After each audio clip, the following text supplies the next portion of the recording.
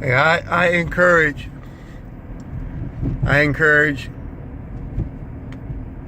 people that are eligible to vote to go out and vote. To go out and vote. You know, the truth really is if voting really didn't matter, it wouldn't be a whole lot of discussion about whether it should be done or not.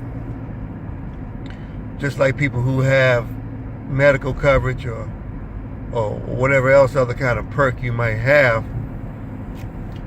whether it's through work, whether it's through school or some other place, you want to take advantage of things that are given to you free for sure. Voting is one of those, and for anybody that is a historical buff who understands the trials and tribulations of some that wanted to vote and make a difference but were prevented from doing such a thing, and the whole idea of the possibility of people actual votes that were placed in ballots or boxes or baskets or whatever being removed or disappearing is all still true.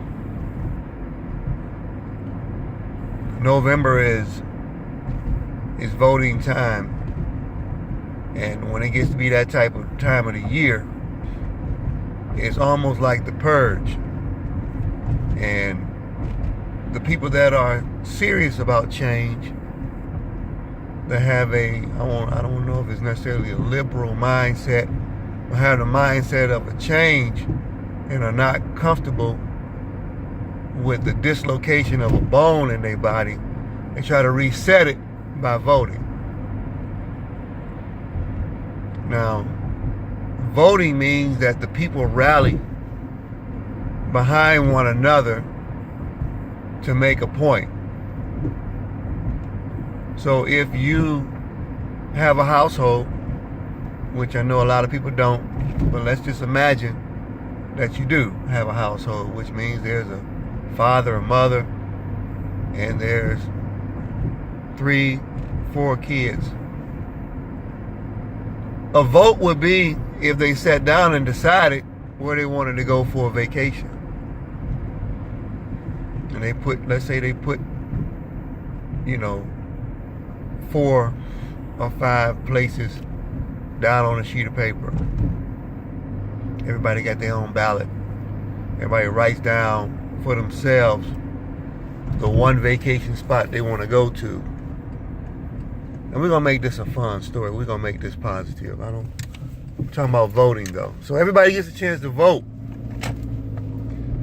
What may end up happening, because the group sits down and if there's 2 or more possibly that voted for one location, that becomes the dominant spot.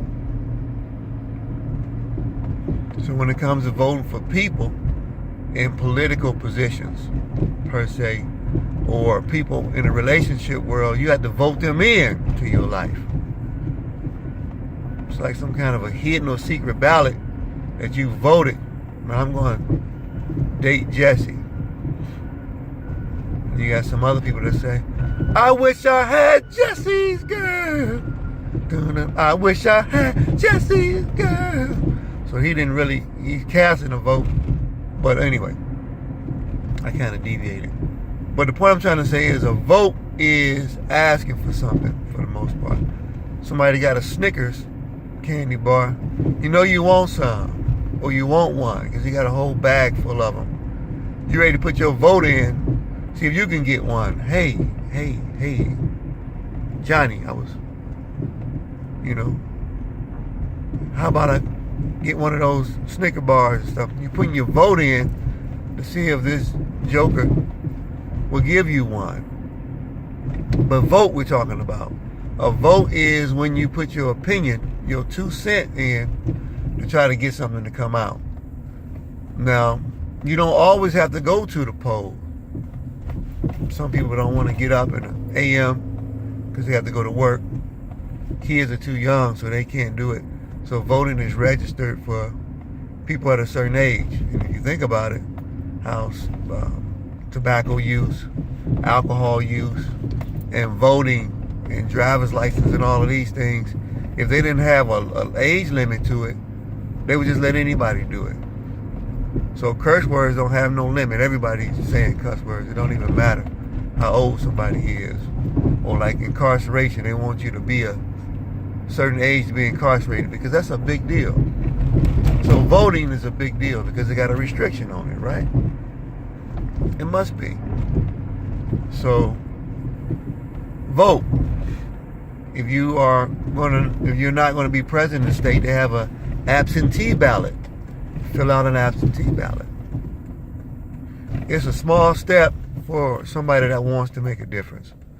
So I highly suggest that you get out, or you take care of the steps that you need to vote every year that you're eligible to vote. So vote so your voice can be heard.